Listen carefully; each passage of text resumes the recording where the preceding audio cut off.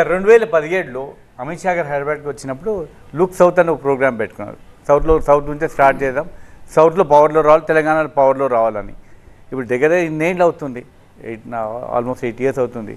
ఎందుకు భారతీయ జనతా పార్టీ ఇంకా పికప్ అవటం లేదు? రీజన్ ఏంటి? What's the reason?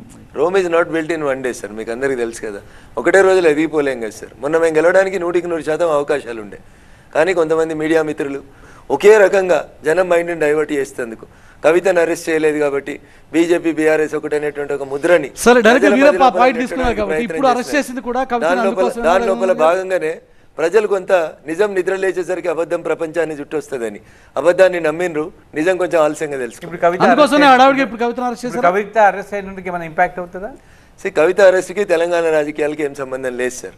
నేను మొదటి నుంచి చెప్తా ఉన్నా, చట్టం తన పని తాను చేసుకుని పోతుంది, ఖచ్చితంగా చేసుకుపోతుంది. కావలసినన్ని సాక్ష్యాలు ఆధారాలు వచ్చిన తర్వాత కవిత అరెస్ట్ అవుతుందని ఒక చట్టం తెలిసిన వ్యక్తిగా నేను డే 1 నుంచి చెప్తూ వచ్చిన మాట.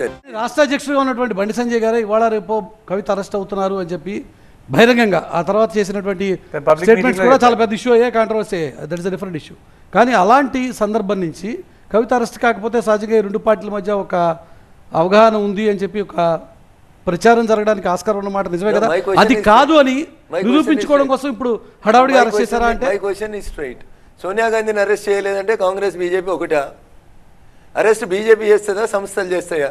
సరే, ఇప్పుడు బీజేపీకి సంస్థలకు మధ్య సంబంధాన్ని మీరు ఎట్లా అంటే కడతారు? సంస్థలు బీజేపీ రెండు విడదీయలేదు, చర్చ పెట్టాలి అనుకుంటే భారతీయ జనతా పార్టీ వేరు, జాతీయ స్థాయిలో పెద్ద చర్చ. భారతీయ జనతా పార్టీ వేరు, భారత ప్రభుత్వం వేరు. భారత ప్రభుత్వాన్ని భారతీయ జనతా పార్టీ నాయకుడు నరేంద్ర మోడీ గారు నడిపిస్తున్నారు.